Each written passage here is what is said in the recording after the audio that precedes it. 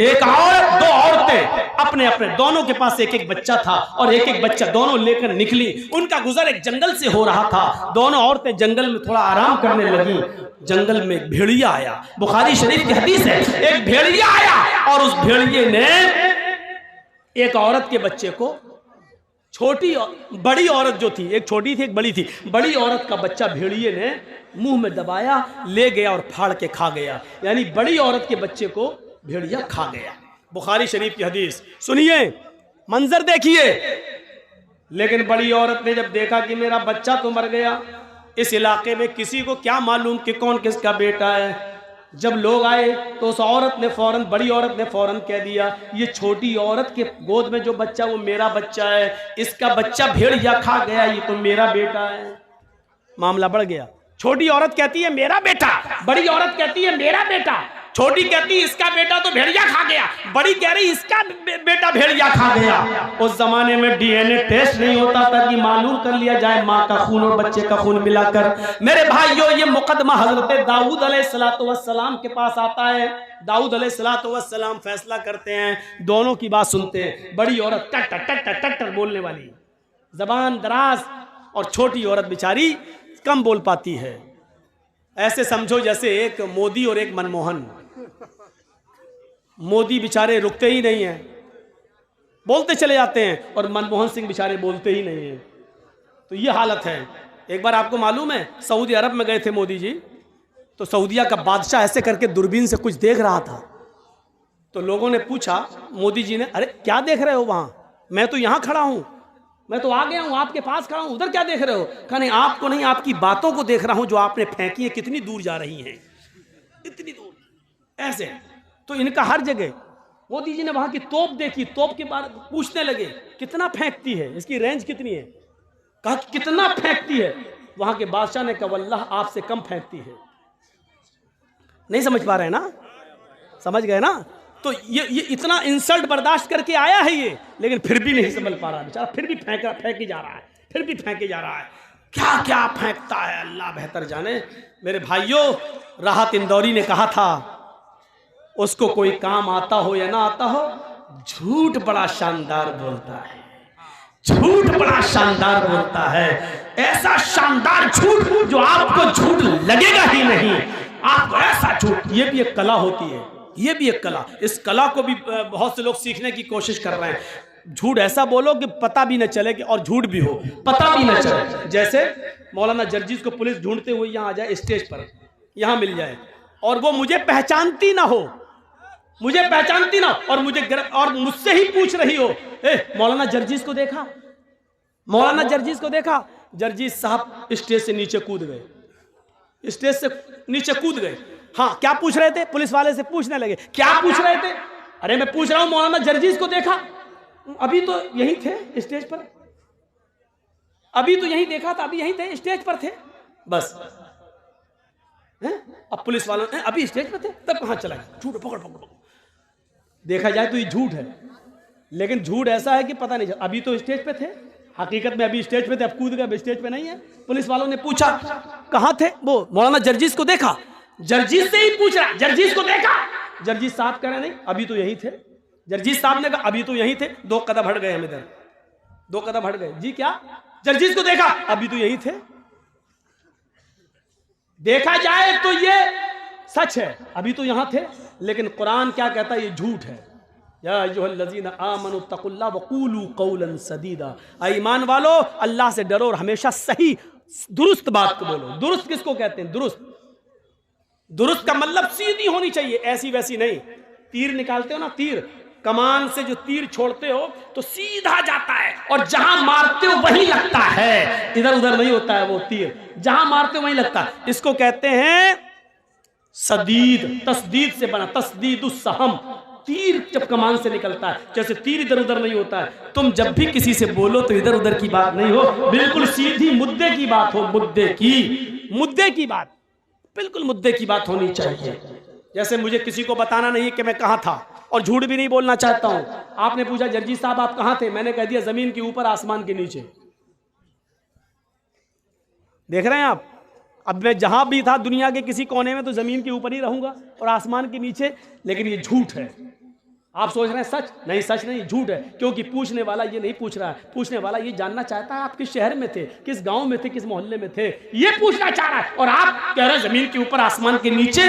तो ये शानदार, इसको बोलते हैं शानदार झूठ, इसको बोलते हैं शानदार झूठ। राहत इंदौरी ने यही कहा था, उसको कोई काम आता हो या ना आता हो, यानी झूठ बड़ा शानदार बोलता है, यानी झूठ पता नहीं चलेगा लेकिन वो झूठ होगा। तो मेरे भाइयों, दाऊद अलैहिस्सलाम ने दोनों औरतों की बात सुनी। बड़ी औरत जिसका बच्चा भेड़िया खा गया, वो टर टर टर टर बोलती चली जा रही थी। दाऊद अलैहिस्सलाम ने फैसला कर दिया ये बच्चा बड़ी औरत का है। बड़ी औरत बच्चा लेके चली गई, जबकि बड़ी औरत का बच्चा नहीं था। दाऊद अलैहिस्सलाम से गलती हो गई, बड़ी औरत का बच्चा नहीं था। 10 दिन 15 दिन गुजर गए। 10-15 दिन के बाद दोनों औरतें फिर लड़ने लगी। छोटी औरत कहती है अल्लाह के वास्ते मेरा बेटा मुझे दे दे, मेरी रातों की नींद उड़ गई है, इस बच्चे के बिना मुझे नींद नहीं आती है, मेरी पिस्तानों में दूध है, मैं इस बच्चे को पिलाती हूँ, मेरा बच्चा मुझे दे दे। फिर भीड़ लग गई, बड़ी औरत उसका बच्चा नहीं देना चाहती। लोगों ने कहा क्या बात है, कहा दाऊद अलैहिस्सलाम फैसला कर चुके फिर भी उसकी बात नहीं मानती। दाऊद अलैहिस्सलाम कहीं गए हुए थे, मामला इतना बड़ा कि मुकदमा अब उनके बेटे सुलेमान अलैहिस्सलाम के पास आ गया। सुलेमान अलैहिस्सलाम ने दोनों की गुफ्तगू को सुना, कहा कि सुनो मेरे बाप ने फैसला कर दिया। कहा फिर तुमने इसके फैसले, मेरे बाप के फैसले को क्यों नहीं माना? छोटी औरत से कहा। छोटी औरत ने कहा कैसे मान लूं जब बेटा मेरा है? सुलेमान अलैहिस्सलाम ने कहा फिर मेरा भी फैसला नहीं मानोगी? अगर मैं आज भी कोई फैसला कर दूं तो फिर जिसके हक में होगा वो खुश हो जाएगा, तुम्हारे अगर हक में नहीं गया तो तुम उसको नहीं मानोगी। कहने लगी कैसे बताऊं कि ये मेरा बेटा है? सुलेमान अलैहिस्सलाम ने कहा लाओ मैं सच्चा फैसला करता हूं। देखिए एक जज की ड्यूटी क्या होती है, अगर फैसला सही नहीं हो रहा हो तो डरा भी सकता है। सुलेमान अलैहिस्सलाम ने कहा लाओ तो मैं इस बच्चे के बारे में सच्चा फैसला करता हूं। जमीन पर लिटा दिया, कहा जी बिस्किन छुरी लाओ। छुरी आ गई। सुलेमान अलैहिस्सलाम ने कहा तुम कहती हो मेरा बेटा, तुम कहती हो मेरा बेटा, एक फैसला हो जाता उस फैसले को मानती नहीं हो, दूसरे के पास फैसला करने आई, मैं कैसे मान लूं कि मेरा फैसला तुम मान लोगी? लिहाजा इसका फैसला यही है कि मैं इस बच्चे को बीच से काट देता हूं, 2 टुकड़े कर देता हूं, कमर से इस बच्चे को काटना शुरू करता हूं, इसको 2 टुकड़े कर देता हूं, एक टुकड़ा छोटी औरत को दे दूंगा और एक टुकड़ा बड़ी औरत को दे दूंगा। सुलेमान अलैहिस्सलाम ने जैसे ही छुरी उस बच्चे की कमर पर रखी और उसके ऊपर थोड़ा सा प्रेशर दिया, छुरी से जैसे लगे कि मैं काटने जा रहा हूं। हालांकि एक नबी किसी बच्चे को कैसे काट सकता है, लेकिन सुलेमान अलैहिस्सलाम ने जैसे छुरी उस बच्चे के बीचों बीच कमर पे रखी, छोटी औरत जिसका बच्चा था चीख पड़ी, ऐ सुलेमान ला तफअल हाकज़ा वल्लाही हाज़ा हुआ। ऐ सुलेमान आप इस बच्चे के टुकड़े टुकड़े मत कीजिए। ऐ सुलेमान ये मेरा बेटा नहीं है, मैं झूठ बोल रही हूँ। ऐ सुलेमान ये मेरा बच्चा नहीं है, मैं झूठ बोल रही हूँ, इस बच्चे को काटिए मत, ये उसी का है। वल्लाही हुआ हाज़ा, अल्लाह की कसम वो बच्चा इसी औरत का है, इसी को दे दीजिए, मुझे नहीं चाहिए। उसकी आंखों में आंसू आ गए छोटी औरत के और रोती हुई जाने लगी। बड़ी औरत मुस्कुरा रही है, खड़ी है, कट जाए मेरा क्या, मेरा तो बच्चा ही नहीं है, उसको कोई परवाह नहीं थी। जैसे ही छोटी औरत जाने लगी और बड़ी औरत बच्चे को उठाने आई, सुलेमान अलैहिस्सलाम ने कहा दूर दूर। उसने कहा क्या हुआ? आपके सामने उसने अल्लाह की कसम खा कर कह दिया ये मेरा बेटा नहीं है, इसका है। सुलेमान अलैहिस्सलाम कहते यही तो मैं देखना चाहता था, यही तो मैं देखना चाहता था। उसके आंखों से निकलने वाले आंसू और उसकी तड़प ये बतला रही थी कि मेरा बेटा मरना नहीं चाहिए, मुझे भले ही न मिले, किसी को मिले, मिल जाए, कभी कभी देख लिया करूंगी, आंखों को ठंडक मिल जाएगी, लेकिन मेरा बेटा जिंदा तो रहेगा, अगर कट गया तो न मेरा रहेगा न इसका रहेगा। आए औरत, उस औरत की आंखों से गिरने वाले आंसुओं ने बता दिया है कि ये बच्चा उसका है, तेरा नहीं। मेरे बाप से गलत फैसला हो गया है। उठाया उस बच्चे को, कहा औरत इधर आओ। छोटी औरत, और कहा ये बच्चा तेरा है, इस बच्चे को तू पकड़, इस बच्चे की मालिक तू है, इस बच्चे की माँ तू है। मैं कहना ये चाहता था, इंसान होने के नाते गलती किसी से भी हो सकती है, लेकिन सही फैसला जाने के बाद फिर अपनी गलती पर कायम नहीं रहना चाहिए। तो मेरे भाइयों, ये चंद बुनियादी बातें मैंने 12:40 तक आपके सामने खिताब में दी है। मुझे उम्मीद है कि इंशाअल्लाह ये खिताब आपके दरमियान एक इनकलाब पैदा करेगा। हम अल्लाह से दुआ करते हैं कि बारे अल्लाह हमारी ख़ताओं को माफ़ फरमा दे, हमारे गुनाहों को बख्श दे, हम जमीआ मुसलमानों पर रहम फरमा। अल्लाह हम सबको आपस में भाई भाई बना दे और एक प्लेटफार्म पे हमको जमा कर दे। जब तक तू हमें जिंदा रख, इस्लाम पे जिंदा रखना, और जब हमारा खात्मा हो तो ईमान पर हमारा खात्मा फरमाना। वमा अलैना इल्लल बलागुल मुबीन व आखिरु दावाना अनिल हम्दुलिल्लाहि रब्बिल आलमीन। अस्सलामु अलैकुम व रहमतुल्लाहि व बरकातहू। खूंटे से बंधा है, रस्सी से बंधा है, वो कितना भी जाए लेकिन वो अपनी सीमा से बाहर नहीं जा सकता है। जितनी बड़ी रस्सी होगी वो उतना ही दूर जाएगा, उससे आगे नहीं जा सकता है, फिर उसको लौटकर अपने खूंटे के पास ही आना है। यही एक मुसलमान और एक मोमिन की तारीफ है। एक मुसलमान उतना ही लाइन को क्रॉस कर सकता है जितना वो जा सकता है, हद से ज्यादा नहीं, लौट कर उसको फिर वहीं आना है। यह है इस्लाम की, और यह है एक मुसलमान की, और यह है एक मोमिन की तारीफ। और जो मन में आता है जो खाता है, मन में आता है वो पीता है, मन में आता है वो वहां जाता है, मन में आता है वो करता है, जुआ भी खेलता है, शराब भी पीता है, चोरी भी करता है, हमारी माँ बहनें बेपर्दगी का मुजाहरा भी करती हैं, जब चाहती है तब सोती हैं, उनके पास रात में सोने की कोई सीमा नहीं है, वो रात में 2 बजे सोए, 3 बजे सोए, उनकी कोई लिमिट नहीं है, कोई सीमा नहीं है। तो माफ कीजिएगा, ये उस आवारा जानवर की तरह है जो खूंटे से रस्सी तोड़कर भाग गया है। वो जिसके खेत में जाता है, घास चर रहा है, उसकी फसल बर्बाद कर रहा है, वो एक आवारा जानवर है।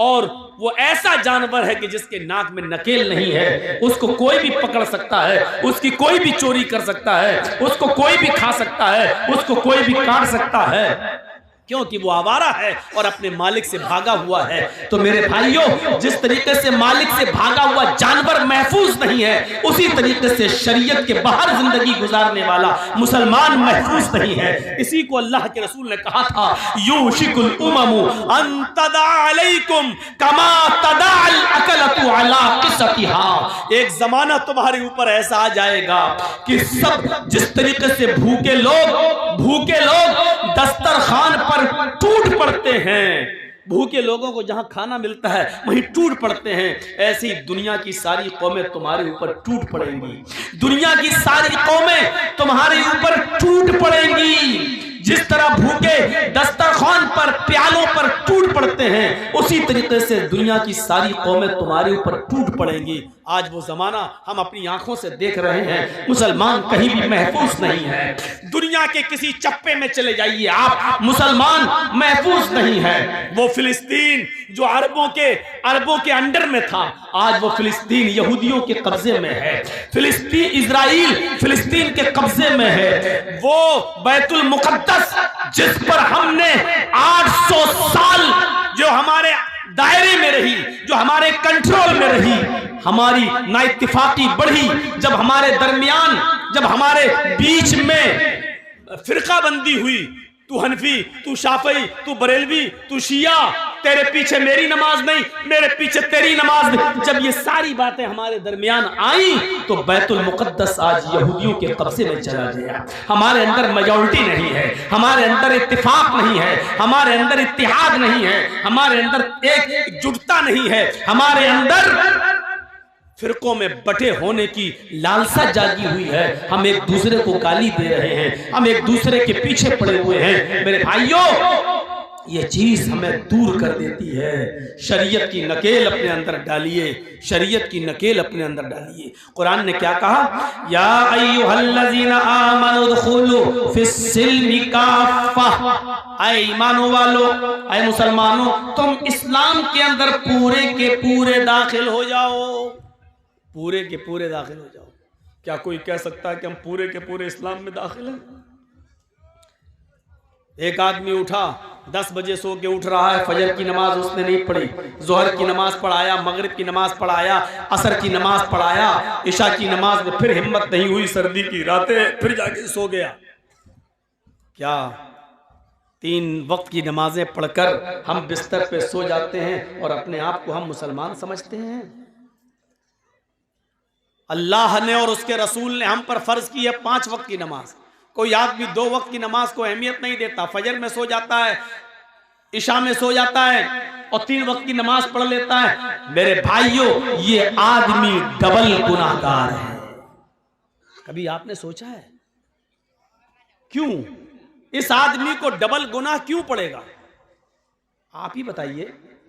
आपका एक बच्चा है, 10 साल का है, मान लीजिए 5th में पढ़ रहा है, 6th में पढ़ रहा है, स्कूल जाता है, स्कूल का टाइम है उसका 8 बजे स्कूल है, 1 बजे छुट्टी है, लेकिन आपका बच्चा हमेशा कभी 8:30 पे पहुंचता है, कभी 9 पे पहुंचता है।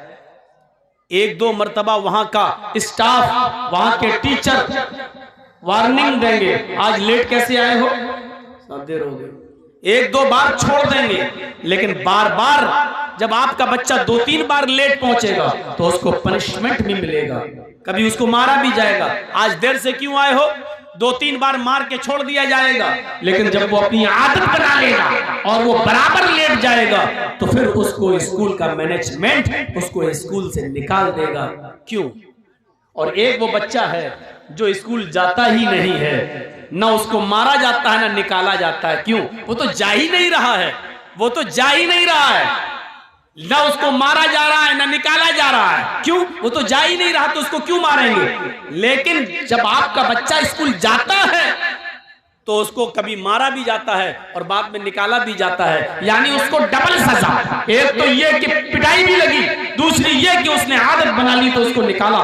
पढ़ने वाले बच्चे को डबल सजा और जो बिल्कुल नहीं पढ़ रहा है उसको कोई सजा नहीं। तो आपने कभी गौर किया, जो आदमी बिल्कुल नमाज नहीं पढ़ रहा है दुनिया में उसको कोई सजा नहीं है, नहीं पढ़ रहा है, लेकिन जो आदमी 3 टाइम की पढ़ता है 2 टाइम की छोड़ देता है, 4 वक्त की पढ़ रहा है 1 टाइम की छोड़ देता है, ये आदमी अल्लाह की अदालत में डबल मुजरिम है, डबल गुनाहगार है। उसकी वजह यह है कि अल्लाह ने फर्ज की है 5 वक्त की नमाज, ये अपने ऊपर फर्ज कर लिया 3 वक्त की नमाज। अल्लाह ने कहा 5 की पढ़ो, ये 3 की और 4 की पढ़ रहा है, इसको डबल गुनाह इस बात का, एक तो 2 वक्त की नमाज छोड़ रहा है, एक तो गुनाह इस बात का, और दूसरा गुनाह नमाज को अपने मनमाने तरीके से पढ़ रहा है, अल्लाह के कानून को बदलने की सजा, यानी चेंज करने की सजा, क्योंकि अल्लाह ने फर्ज की 5 वक्त की और ये पढ़ रहा 3 वक्त की, इसलिए इसको डबल सजा। ये हमें और आपको सोचना चाहिए। हम अपने मुआशरे में जी रहे हैं, रह रहे हैं, क्या है मुआशरा? वो इस्लाम जो सबसे बेहतर मजहब है, हम उसकी कदर नहीं कर पा रहे हैं, हम उसकी कदर नहीं कर पा रहे। हर वक्त जब तक हम इस्लाम में डूबे नहीं रहेंगे, मसलन जर्जीस साहब कुर्सी पर बैठे तकरीर कर रहे हैं, कुर्सी पर बैठने से पहले सोच लेना चाहिए कि कुर्सी पर बैठकर तकरीर करना कोई नाजायज तो नहीं है। जब हम माइक में बोलें तो ये सोच लेना चाहिए कि माइक में बोलना कहीं गुनाह तो नहीं है। आप जो जलसा सुनने के लिए आप बैठे हैं और बिना जरूरत के आप उठ रहे हैं, बैठ रहे हैं और आवाज कस रहे हैं और आपके मुंह से आवाज निकल रही है, तो आपको ये सोच लेना चाहिए कि आवाज निकालने से पहले कहीं जलसा सुनते वक्त, कुरान और हदीस की बातें सुनते वक्त मुंह से बोलना जायज है कि नाजायज है। जब तक हम हर बात पर इस्लाम की फिक्र नहीं करेंगे कि इस्लाम में जायज है कि नाजायज, तब तक हम इस्लाम पर पूरा अमल नहीं कर सकते। हमारा उठना, बैठना, लेटना, सोना, जागना, खाना, पीना सब इस्लामी होना चाहिए। हमारी शादियां इस्लामी होनी चाहिए, हमारा रहन सहन इस्लामी होना चाहिए, हमारे बीवी बच्चे इस्लामी माहौल में रहना चाहिए। ये तमाम चीजें जब तक हम सोचेंगे नहीं। कहा जाता है कि एक आदमी बहुत भूखा था, भूख की वजह से उसको हालत उसकी खराब थी, और उस आदमी से किसी ने पूछा कि दो दो कितने होते हैं? दो दो, दो और दो कितने? उसने कहा 4 रोटी। कभी आपने सोचा है कि उस भूखे आदमी की जबान से 4 रोटी क्यों निकला? उसको 4 पेन भी तो कह सकता था, 4 फैन भी तो कह सकता था, 4 माइक भी तो कह सकता था, 4 किताब भी तो कह सकता था, 4 मोबाइल भी तो कह सकता था। और इसको भी कहने की जरूरत नहीं थी, क्योंकि पूछने वाले ने सिर्फ गिनती पूछी, 2 + 2 कितना, 2 और 2 कितना। उसका जवाब सिर्फ यह होना चाहिए था कि 4, लेकिन उसके मुंह से निकला क्या? 4 रोटी, क्योंकि उसको भूख लगी थी।